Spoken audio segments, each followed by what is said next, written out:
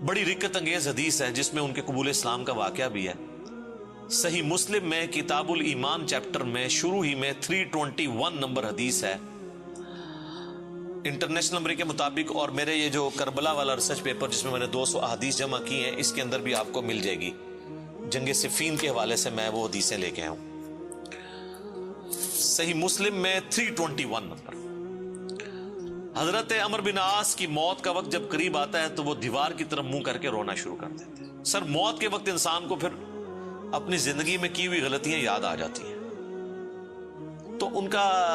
بیٹا ان کو تسلی دیتے ہوئے کہتا ہے کہ ابا جان، آپ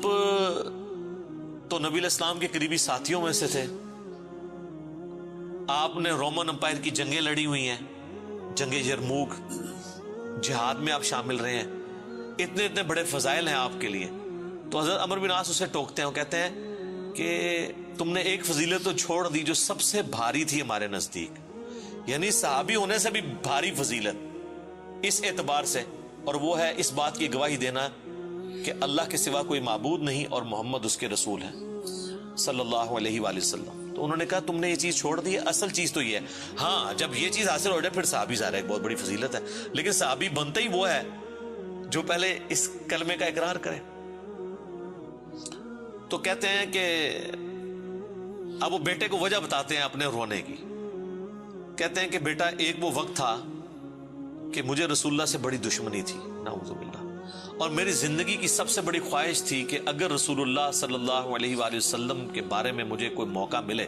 تو میں انہیں قتل کر دوں، نعوذ باللہ۔ میرا دل ان کے بغض سے بھرا ہوا تھا۔ اے میرے بیٹے، اگر میں اس وقت مر جاتا تو سیدھا جہنم میں جاتا، لیکن پھر اللہ تعالیٰ نے میرا سینہ اسلام کے لیے کھول دیا، رسول اللہ صلی اللہ علیہ وآلہ وسلم کی محبت میرے دل میں جاگزی ہوئی، اور وہ کہتے ہیں پھر مجھے اس دنیا میں رسول اللہ سے بڑھ کر کوئی محبوب نہیں تھا صلی اللہ علیہ وسلم۔ اور کہتے ہیں میرے بیٹے، پوری زندگی نبی علیہ السلام سے مجھے محبت اور عقیدت کا وہ لیول تھا کہ میں نے کبھی بھی آنکھ بھر کے حضور کے چہرے کی طرف نہیں دیکھا، اور اگر تم مجھ سے پوچھو نا کہ میں حضور کے چہرے کے خد و خال بیان کروں تو نہیں کر سکتا۔ میں نے زندگی میں حضور کی ادب کی وجہ سے کبھی آپ کے چہرے کو نگاہ بھر کے بھی نہیں دیکھا۔ اوئے ہائے ہائے۔ اور کہتے ہیں میرے بیٹے، میں اس وقت مر جاتا تو سیدھا جنت میں جاتا جب میں نے اسلام قبول کر لیا۔ اور پھر وہ ساتھ بتاتے ہیں، کہتے ہیں میں جب اسلام قبول کرنے کے لیے گیا تو نبی علیہ السلام نے اپنا دایاں ہاتھ آگے بڑھایا تو میں نے بھی آگے بڑھا کے پیچھے کھینچ لیا، اور میں نے کہا یا رسول اللہ، پہلے مجھے گارنٹی دیں کہ میرے پچھلے سارے گناہ معاف ہوں جو میں نے اسلام کے خلاف کیے ہیں۔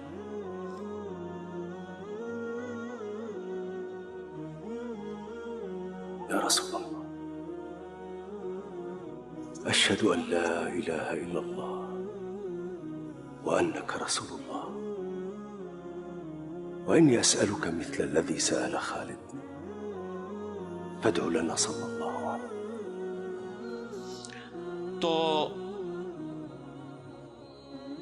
نبی علیہ السلام نے فرمایا کہ اے عمر، کیا تجھے نہیں پتا کہ اسلام سابقہ کے سارے گناہوں کو معاف کر دیتا ہے؟ مقبول حج سابقہ کے سارے گناہوں کو معاف کر دیتا ہے، اور اللہ کی راہ میں ہجرت کرنا سابقہ کے سارے گناہوں کو معاف کر دیتا ہے۔ حضور نے میرے گناہوں کی معافی کی گارنٹی لی، میں نے اسلام قبول کیا۔ اے میرے بچے، اگر میں اس وقت مر جاتا تو سیدھا جنت میں جاتا، لیکن پھر میری زندگی میں ایک تیسرا وقت آیا، پھر مجھ سے وہ کچھ ہوا جو نہیں ہونا چاہیے تھا۔ یہ حدیث مسند احمد کے اندر بھی موجود ہے، صرف صحیح مسلم میں نہیں ہے۔ اس میں تو خیر اور بہت سارے الفاظ ہیں، وہ میں بعد میں وہ طریق بیان کرتا ہوں۔ کہتے ہیں بہرحال پھر مجھ سے جو کچھ ہوا، اب میں اللہ سے امید کرتا ہوں کہ اللہ تعالیٰ مجھے معاف کرے گا، آمین۔ جب میں مر جاؤں تو میری قبر کے ساتھ، میری لاش کے ساتھ، میت کے ساتھ کوئی آگ نہیں ساتھ لے کر جانی، اور نہ کوئی نوحہ کرنے والی عورت ساتھ لے کے جانی ہے، اور مجھے دفنانے کے بعد میری قبر کے اوپر پانی چھڑک دینا، جس طرح نبی علیہ السلام کی سنت ہے کہ آپ دفنانے کے بعد پانی چھڑکتے تھے، اور اس کے بعد میری قبر پہ اتنی دیر موجود رہنا جتنی دیر ایک اونٹ کو نہر کر کے اس کا گوشت تقسیم کیا جاتا ہے، یعنی کم از کم 2 گھنٹے تک، تاکہ میں اپنی قبر سے مانوس ہوں اور دیکھو میں اللہ کے بھیجے ہوئے فرشتوں کو پھر کیا جواب دیتا ہوں۔ یعنی اس سے حضرت عمرو بن عاص نے یہ بھی عقیدہ دیا کہ اسی زمینی قبر کے اندر حساب و کتاب ہوتا ہے، لیکن اس کو کوئی دیکھ نہیں سکتا۔ یعنی اگر ایگزیکٹ آپ کیمرہ فٹ کر دیں تو یہ جو کیپٹن عثمانی برزخی گروپ جو لوگ کہتے ہیں نا وہ کہیں اور قبر ہوتی ہے، تو حضرت عمرو بن عاص کا یہ عقیدہ نہیں تھا۔ یہ حدیث ان کے گلے کا کانٹا ہے، جب وہ ہم پیش کرتے ہیں وہ کہتے ہیں عمرو بن عاص کا تو ذہنی توازن آخری وقت میں بگڑا ہوا تھا، وہ تو بہکی باتیں کر رہے تھے، کیونکہ ان کے لیے تو وہ جو بھی باتیں حضرت علی کی فیور میں جائیں وہ بہکی ان کو لگتی ہیں نا۔ میں کہتا ہوں ان کا دماغ جتنا موت کے وقت کام کیا ہے نا پہلے نہیں کیا تھا، کیونکہ وہ تو اس وقت ہی ان کو احساس ہوا ہے۔ اس طرح کو پوری اپنی لائف سٹوری سناتا ہے جس کا دماغ چلا ہوا ہو، کدھر سے شروع ہے اور کدھر تک پہنچا ہے۔ اچھا، یہ حدیث مسند احمد میں بھی آتی ہے، اس میں جو ہے نا الفاظ ہیں کہ وہ گھبراہٹ کی وجہ سے نا دیوار کی طرف منہ کر کے روتے ہیں، تو ان کا بیٹا جب پوچھتا ہے کہ کیا آپ موت کے خوف کی وجہ سے رو رہے ہیں، وہ کہتا ہے میں موت کی وجہ سے نہیں رو رہا، میں رو رہا ہوں اس بات کو کہ مرنے کے بعد میرے ساتھ کیا بنے گا، موت کے بعد آنے والے حالات کے بارے میں۔ یہی تو سر ہم آپ کو کہہ رہے ہیں کہ مرنے سے پہلے اے مسلمان کر لے اس پہ غور، کتابوں کا خدا اور ہے، بابوں کا خدا اور۔ اچھا، ایک اور طریقہ ہے مسند امام احمد میں اس کے ساتھ ہی کہ موت کے وقت جب انہیں گھبراہٹ ہوتی ہے نا تو وہ دیوار کی طرف منہ کر کے زاروں قطار روتے ہیں، تو ان کا بیٹا کہتا ہے کہ ابا جی آپ رو رہے ہیں، آپ کو تو نبی علیہ السلام اتنی محبت کرتے تھے، آپ کو ذمہ داریاں دیتے تھے، آپ نے جنگیں لڑی، آپ نے رومن امپائر کے خلاف جنگ یرموک لڑی، تو حضور کو تو آپ کو بڑی اہمیت دیا کرتے تھے۔ سر اس پہ آپ ذرا جواب سنیں عمرو بن عاص کا۔ وہ کہتے ہیں اللہ کی قسم مجھے پوری زندگی یہ بات معلوم نہیں ہو سکی کہ حضور مجھ سے واقعی محبت کرتے تھے یا صرف تالیف قلب کے لیے، میرا دل رکھنے کے لیے مجھے کبھی کو پوسٹ دے دیا کرتے تھے۔ لیکن 2 بندے ایسے ہیں جن کے بارے میں دل سے گواہی دیتا ہوں کہ رسول اللہ اپنی وفات تک ان سے محبت کرتے تھے، ایک ابن سمیہ عمار ابن یاسر اور دوسرا ابن ام عبد عبداللہ ابن مسعود۔ اب عمار بن یاسر ان کو کیسے بھول سکتا تھا، عمار کو تو مارا ہوا تھا انہوں نے صفین کے اندر۔ تو وہ کہہ رہے ہیں کہ حضور مجھ سے محبت کرتے تھے نا، تو مجھے نہیں لگتا کہ وہ اندر سے کرتے تھے یا میرا دل رکھنے کے لیے، بعض اوقات بندہ کسی کو oblige بھی کر دیتا ہے نا تعریف قلب کے لیے، لیکن 2 بندے ایسے تھے میں کہتا ہوں کہ حضور واقعی ان سے محبت کرتے تھے، ابن سمیہ اور ابن ام عبد۔ پھر عبداللہ بن مسعود کے بارے میں اور عمار بن یاسر کے بارے میں جب انہوں نے یہ بات کی نا تو ان کا بیٹا کہتا ہے کہ پھر انہوں نے دیوار کی طرف منہ کر لیا اور زاروں کے تار رونا شروع کر دیا، اور پھر ساتھ ساتھ یہ بول رہے تھے کہ اے اللہ تو نے ہمیں جن باتوں کا حکم دیا ہم نے وہ کام چھوڑ دیے، اور تو نے ہمیں جن چیزوں سے منع کیا تھا ہم وہ کام کرتے رہے، اب تیری مغفرت کے سوا کوئی چارہ نہیں ہے۔ اور پھر ان کا بیٹا کہتا ہے کہ بس یہی جملے وہ پڑھتے رہے کہ ان کی روح پرواز کر گئی۔ آخری ان کا کلام یہی تھا کہ اللہ جو جن کاموں سے تو نے روکا وہ ہم کرتے رہے، اور جن چیزوں کا تو نے حکم دیا ہم اس کی مخالفت کرتے رہے، تیری مغفرت کے سوا کوئی چارہ نہیں ہے۔ تو اسی حدیث میں الفاظ ہیں کہ وہ جو میں نے بتایا مسند احمد والی جو حدیث ہے کہ میری زندگی میں جو 3 پیریڈ آئے اس میں انہوں نے پھر تیسرا کہا کہ پھر میں حکومتی معاملات میں، بادشاہت کے معاملات میں پڑ گیا۔ صحیح مسلم میں تو ایمبیگوس الفاظ سے، مسند احمد والے طریق میں ہے کہ میں بادشاہت سے جا ملا، یعنی وہ ملوکیت والا وہ جو معاملہ تھا وہ اسی کو ہی رو رہے تھے۔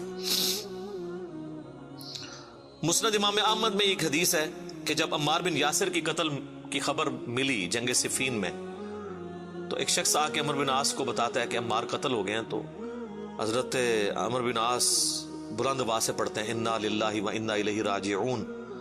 اور وہ بھاگتے ہوئے حضرت معاویہ کے پاس جاتے ہیں اور کہتے ہیں کہ معاویہ تو عمار کو ہماری فوج نے قتل کر دیا، عمار قتل ہو گئے، اور میں نے رسول اللہ سے سنا تھا کہ عمار کو ایک باغی جماعت قتل کرے گی.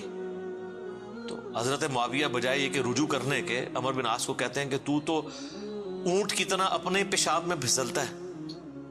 یعنی تجھے خود یہ اس حدیث کا پتہ ہے اور تو خام خواہ اس کا چرچا کر کے لوگوں کو بتانا چاہ رہا ہے کہ علی حق پہ ہے اور ہم نہ حق ہیں.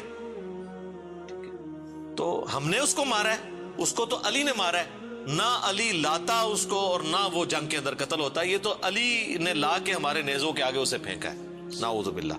اتنی باطل تعویل کی. اور المستدرک الحاکم میں اور باقی کتابوں میں حدیث کی ملتا ہے کہ جب حضرت علی کو اس کی خبر ملی نا, تو انہوں نے کہا کہ پھر معاویہ یہ کہنا چاہتا ہے کہ حمزہ کا قاتل رسول اللہ تھے, کہ نہ وہ جنگ احد میں ساتھ لے کے آتے نہ حمزہ قتل ہوتا. تو جو شخص جس کی فیور میں قتل ہو رہا ہوتا ہے وہ تو اس کا قاتل نہیں ہوتا, مخالف ہی قاتل ہوتا ہے. تو پھر مسند احمد میں ایک اور حدیث ہے کہ عمار کے قتل ہونے کی جب خبر پہنچتی ہے نا, تو حضرت عمر بن عاص کہتے ہیں کہ میں نے خود رسول اللہ سے سنا تھا کہ عمار کو باغی جماعت قتل کرے گی اور عمار کا قاتل اور مال لوٹنے والا آگ میں ہے. تو وہ جو شخص خبر لے کے آتا ہے نا, اس کو بھی ہاتھ پاؤں پڑ جاتے ہیں کہ ایک میں ان کو خبر دے رہا ہوں, ان کو خود بھی پتا ہے, تو یہ لوگ کیا کر رہے ہیں. تو حضرت عمر بن عاص اس کی بھی تعویل کرتے ہیں. وہ کہتے ہیں حضور نے جو جہنم کے بارے میں فرمایا تھا نا, وہ عمار کے قاتل اور مال لوٹنے والے کے لیے تھا, وہ ہمارے لیے نہیں ہے. اگرچہ ہم بھی جنگ لڑ رہے تھے لیکن ہمارے ہاتھوں سے تو نہیں وہ قتل ہوا. حالانکہ صحیح بخاری میں حدیث ہے عمار کو باغی جماعت قتل کرے گی, اور یہ حدیث میں نے بتایا ان کو پتہ بھی تھی. جماعت کے بارے میں الگ سے, میں نہیں کہتا دوزخ میں جائے گی, اللہ اور بندے کا معاملہ ہے. تو انہوں نے کہا کہ یہ مال لوٹنے والا اور قتل کرنے والے کے بارے میں. اب مسند احمد میں موجود ہے کہ وہ صحابی صلح حدیبیہ کا صحابی تھا, ابو الغادیہ, جس نے عمار کو قتل کیا تھا, اور پوری زندگی پہ پھر وہ روتے تھے مجھ سے یہ کیا کام ہوا. تو اس پہ خیر ابن حجر اسقلانی نے بڑی کوشش کی ہے, انہوں نے بحث کی ہے کہ نہیں, صلح حدیبیہ کی فضیلت اسے کور کر لے گی, امید ہے کہ وہ جنت میں ہی جائے گا, جہنم میں پھیرا لگائے بغیر. تو شیخ البانی نے پھر اس کے اوپر گرفت کی ہے کہ نہیں, جو عام فضیلت ہوتی ہے نا, جب کسی معاملے میں تخصیص آ جائے تو عام فضیلت اٹھ جاتی ہے. جب حضور نے فرما دیا نا کہ عمار کا قاتل اور مال لوٹنے والا جہنم میں ہے, تو اب یہ ایک تخصیص آ گئی ہے. جب تخصیص آ جائے نا تو حکم عام اٹھ جاتا ہے اس شخص کے لیے, لہذا آپ یہ تعویل نہ کریں. شیخ البانی یعنی انہوں نے حق گوئی کا مظاہرہ کیا. بہرحال یہ اللہ اور بندے کا معاملہ ہے, ہم کوئی کسی کی آخرت کا فیصلہ نہیں کرتے. بہرحال یہ حقیقت ہے کہ حضرت علی اپنی وفات تک ان لوگوں سے ناراض رہے ہیں. المصنف ابن ابی شیبہ میں موجود ہے, تابعی کہتے ہیں ہم نے حضرت علی کے پیچھے نماز میں قنوت نازلہ پڑھی ہے. حضرت علی قنوت نازلہ میں پڑھتے تھے اللہم علیک بمعاویۃ و اشیائہ و عمر ابن عاص و اشیائہ و ابا سلمی و اشیائہ. اس میں عمر بن عاص کا بھی نام ہے. اے اللہ معاویہ کے شیعہ اور معاویہ اور اس کے شیعہ کو برباد کر, عمر بن عاص اور ان کے شیعہ کو برباد کر. یہ حضرت علی قنوت نازلہ پڑھا کرتے تھے. اچھا, انہوں نے اردو میں ترجمہ کیا ہے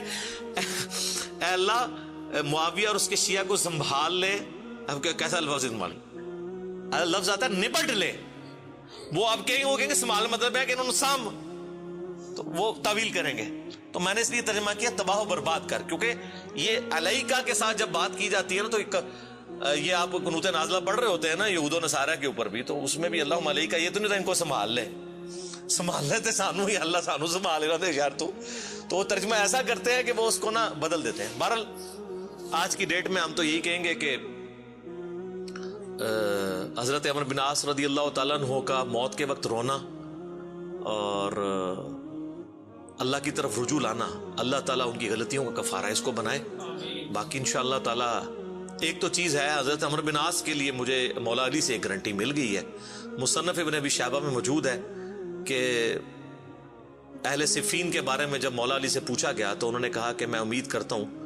کہ میری طرف سے شہید ہونے والے تو جنتی ہیں ہی ہیں, میرے مخالفین بھی جنتی ہیں. پھر قیامت والے دن اللہ کی بارگاہ میں معاملہ میرے اور معاویہ کے درمیان طے ہوگا. تو میرے خیال ہے حضرت عمر بن عاص کو مولا علی نے پھر قنوت نازلہ کے بعد یہ فرما کے نکال دیا, اور آپ دیکھ لیں وہ روئے بھی بہت ہیں آخری وقت میں. میں ویسے جب بھی یہ حدیث پڑھتا ہوں پھر عمر بن عاص کے لیے میرا دل نرم ہو جاتا ہے کہ انہوں نے مرنے سے پہلے اللہ کی طرف رجوع لائے ہیں رضی اللہ تعالیٰ عنہ وعلیہ السلام. اذانیں شروع ہو جاتی ہیں. بقیہ کے سوالات انشاءاللہ اذان کے وقفے کے بعد انشاءاللہ.